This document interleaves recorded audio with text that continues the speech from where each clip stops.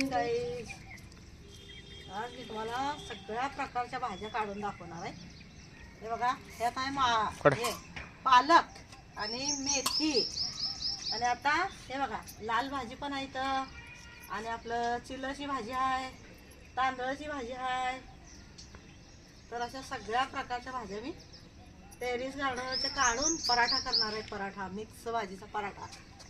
तर चला आता काढल्यानंतर दाखवते किती निघत्या. चला. तर गाईज बघा, हे मुळा लावलाय, पण मुळा आलाय का नाही तुम्हाला बघूया, दाखवते मी. जर अशी थोडीशी ग्रो बॅग मोकळी झालती ना, तर माती भरलेली आहे. म्हणलं मुळ्याला वाढायला जराशी माती पाहिजे, आणि माती कमी पडली तर मुळा वाढणार कसं. तर थोडं इथं थोडासा वाईट, एकदम थोडंसं, अजून एवढी वाढलेलं नाही आहे. हे बघा इथं, हे बघा इथं थोडासा दिसतंय का बघा, मला काय दिसत. हां, हे बघा इथं छोटंसं इथं दिसतंय बघा, ह्या कोपऱ्याला. हे बघा, तर अजून जास्त वाढलेलं नाही आहे, बारीक आहे. चला मातीन झाकूया. आणि हे बघा, मुळा लावला होता. मुळा खाली किती आलाय माहीत नाही, पण फुलं तर आल्यात बघा. तर ह्याला शेंगा लागतील. मग ही बिया ठेवायची आपल्याला घरात ग्रोबॅगमध्ये. मुळ्याची हे मुळं लावायसाठी बिया तयार करायच्या. तर चला आता हित्ता आणि आहे बघा थोडी भाजी. कटोरा भरला एक, अजून एवढी आहे. आणि हे कचरा पण काढते आता नंतर. आधी जरा आपल्या ते रोपं आणल्यात ना, रोपं लावून घेते. आणि मग तुम्हाला ही भाजीचं मिक्स पराठा करणार आहे. मग त्यावेळेला तुम्हाला पराठा बघायला मिळेल. म्हणजे काय होतं आहे, आपण मुलं काय करतात, ही भाजी नको ती भाजी नको करतात ना. त्यासाठी आपण काय करायची, आणि टेरेस गार्डन लावलं ना, त्यात अशी सगळ्या भाज्या, सगळ्या प्रकारच्या भाज्या आपल्याला खायला मिळतात. थोड्या थोड्या थोड्या थोड्या बघा, तुम्हाला दाखवते मी. कटोरा किती सारा भरला आहे, केवढा भरला आहे बघा. आणि ती तेवढा आपल्याला पराठा करायला भरपूर आहे. भाजी करताना आपल्याला भाजी जास्त लागते, पण पराठा करताना सगळ्याचे आपलं पाला मिळाला ना, तरी पराठा तयार होतो मस्तपैकी. हे बघा, हे बघा इथं आहे, अजून तिथं आहे, दाखवत तुम्हाला. अजून बाकीचे कुठं कुठं झाडात नाही, तिथलं काढते जरा. हे बघा इथं पण काढलेलं आहे. तर थोडी थोडी करत हे बघा, कटोरा भरला. आणि मस्तपैकी मिक्स भाजीचा पराठा बनणार आहे. तर तुम्हाला नक्की बघायला मिळणार आहे. चला आता ठेवते. आणि बघा कुंड्या काय हे ग्रोबॅग काढल्यात, आणि इथं रोपं आणून ठेवल्यात. हे बघा, नर्सरीतनं रोपं मागवल्यात ना. ही बघा गोड चिंचेचं रोप पण आहे. तर असं वाळून जाईल, त्याला कुंडी आपलं ग्रोबॅग तयार करून त्यात लावून टाकतो. कसं आहे, नवीन नवीन पाऊस येतो आहे ना, त्यात चांगली फुटून जातील झाडं. पण लावल्या लावल्या उन्हात नाही ठेवायचं, कवळ्या उन्हात थोडंसं सरकवायचं सकाळ सकाळचं, आणि 12च्या आत असं पानाच्या खाली सरकवायचं. तर ही करत करत मी अशी पानाच्या खाली सरकवत ना, हे बघा मिरची रोपं पण अशी मी करते. आता थोड्याशी ना कवळवून दाखवायला बाहेर काढणार, आणि 12 वाजता आणि सरकवणार. असं करत करत चाललं आहे माझं जरा जरा.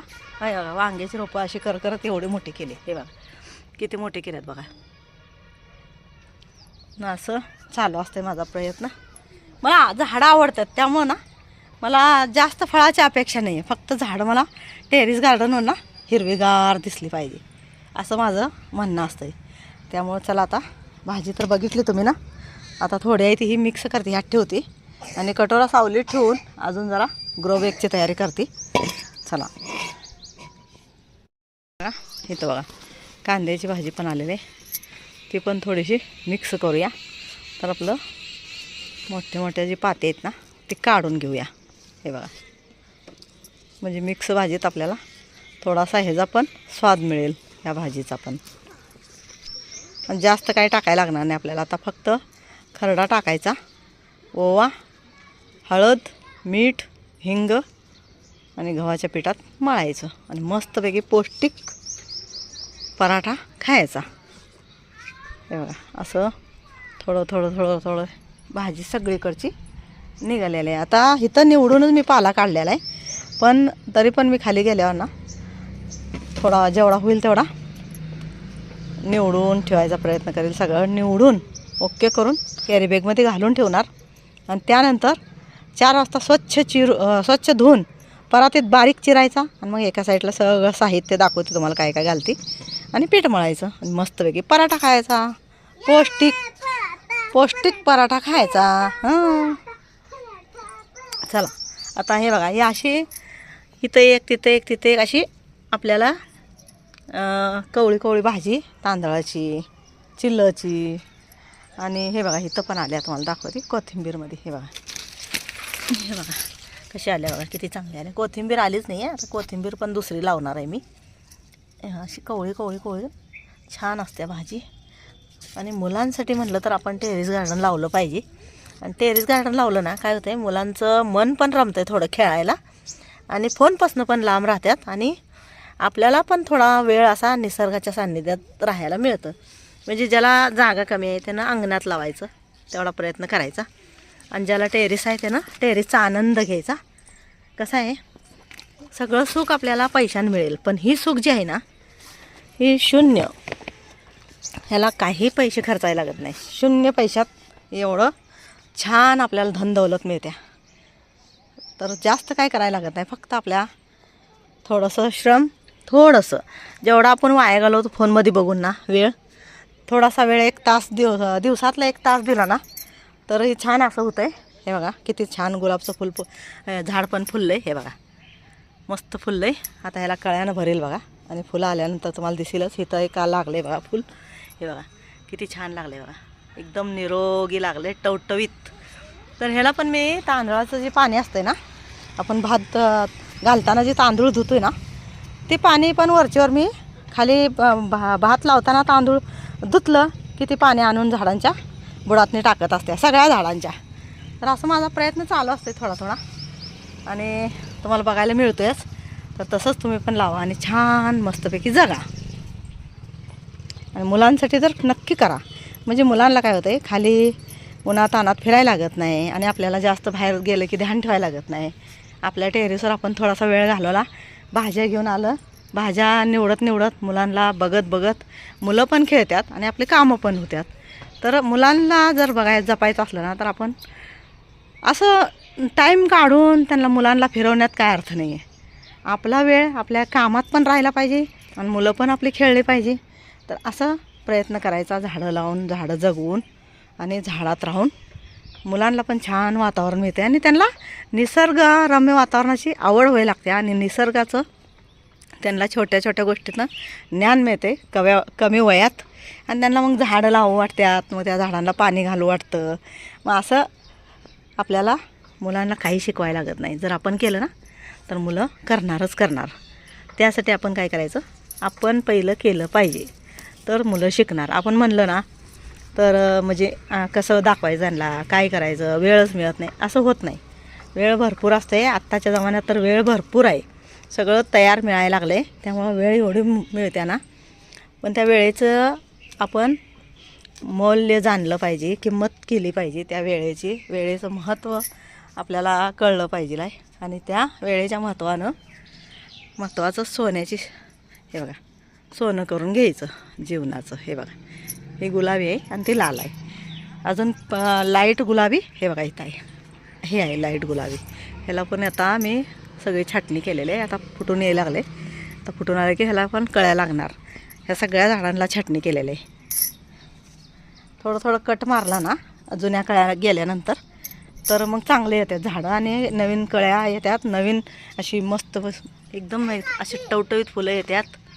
तर चला ठेवते, उशीर होत जातो आहे, आणि सकाळच काय ते तुमच्या संग बोलू वाटते, तुम्हाला भरपूर काहीतरी सांगू वाटते. थांब मला भरपूर काहीतरी म्हणजे चांगल्या जे आपल्या जीवनात जरूर आहे त्या गोष्टी मला सांगू वाटतात.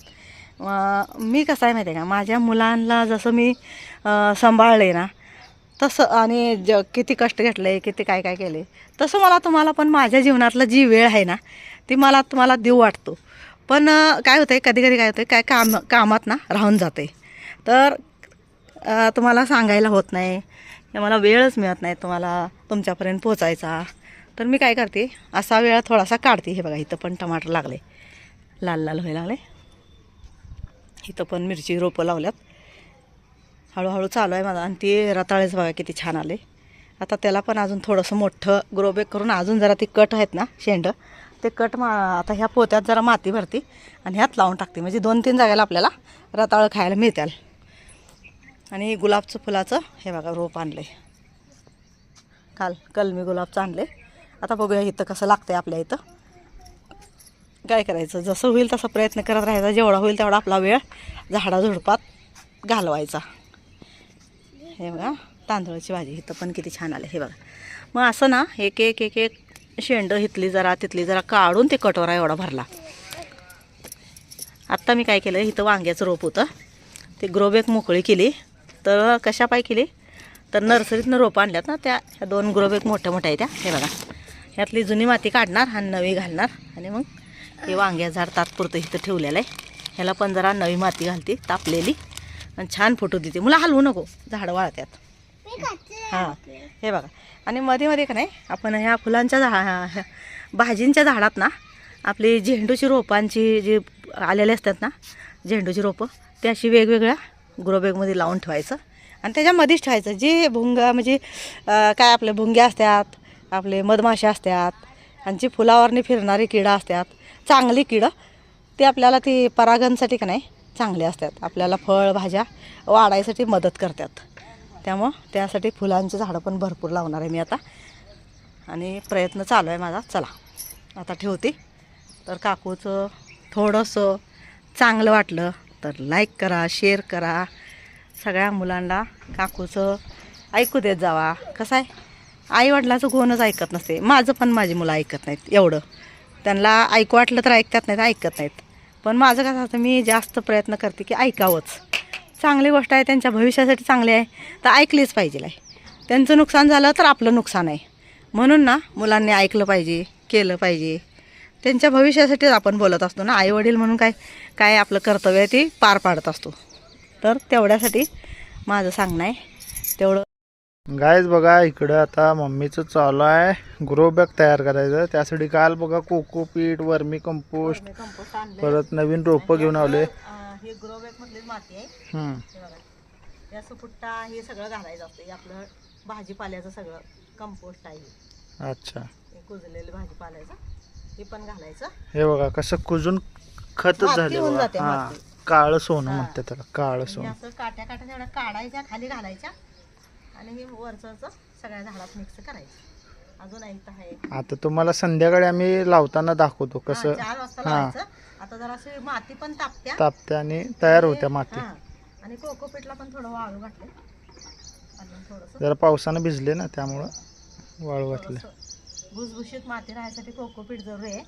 आणि उन्हाळ्यात पाणी राहायसाठी पण कोकोपीटचं महत्त्व लय आहे. शेणखत आहे ना मी. हा शेणखत पण आहे पण आणले की आपण 100 रुपये आणले की त्या दिवशी नाही का आणलं. ते पण तुम्हाला दाखवते. इथं आहे बघा, ही पोत आहे ना, हे शेणखतच आहे. ही काय ह्या पोत्यात काय ती माती आहे वाळवलेली. अच्छा. आणि ही एक एवढं पोत खालच्या झाडातनी पसरलं. आता ही राहिलेलं आहे, ही आता ह्या झाडांना थोडं थोडं थोडं घालायचं. तर आता आम्ही नर्सरीतनं मागवलेले झाड आहेत ना, हे संध्याकाळी मी लावताना तुम्हाला दाखवतो. आणि हे ह्यासाठी मम्मीने बघा ग्रो बॅग पण काढून ठेवल्यात तयार करायसाठी. आणि इकडं किचन कंपोस्ट आहे, कोकोपीट आहे, वर्मी कंपोस्ट आहे, शेणखत आहे आणि हे बघा काढलेलं भाजी निवडलेलं वाळला कचरा पण आहे. आणि हे मिक्स करून ग्रो बॅग तयार केलेल्या होत्या. पण मला रोप कुठली लावायची, राख, माती, कंपोस्ट सगळं मिक्स करून ठेवले मम्मीने तयार करून. सगळं घातलेलं आहे त्यात. असं मम्मी कसं करते माहिती आहे का, वेळ मिळेल तसं ही ग्रो बॅग मोकळ्या झाल्या की तयार करून ठेवत्या. म्हणजे काय रोपं असतील तर लगेच लावता येतात. नवीन काय आणलं तर. किंवा हे आपल्या टेरेस गार्डन मधनच एवढी रोपं मिळतात आम्हाला की ग्रो बॅग कमी पडतात, माती कमी पडते, एवढी रोपं मिळतात. माती कमी पडली ना तर थोडं आपल्याला काय होतंय, आपलं कोकोपीट, आपलं किचन वेस्ट हे असं कुजलेला कचरा आणि थोडंसं राख हे सगळं मिक्स करून लावलं ना, आणि पाला पाचोळा जे निघतोय ते आपण एक कण पण बाहेर टाकायचं नाही. तर हे सगळं ना आपल्याला कामाला येते.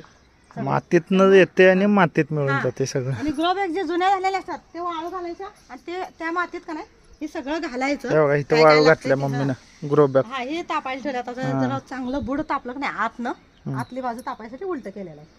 आणि इकडे बघा ती ग्रो बॅग मोकळ केलेली माती. आता हे 2-3 दिवस तापू द्यायचं आणि पिशवीत भरून ठेवायचं. जुनी माती आहे ही पण परत नवीन करते मम्मी. नंतर आणि त्या आपल्याला खत वगैरे घालून वाळू देते. जर आपल्याला तयार करायची असली तर कामाला येते ना. जून महिन्यात आपल्याला कांड्या लावायला लागते. कांड्याला त्यावेळेला हे भरून ठेवायचं असं करून मिक्स करून. तर चला.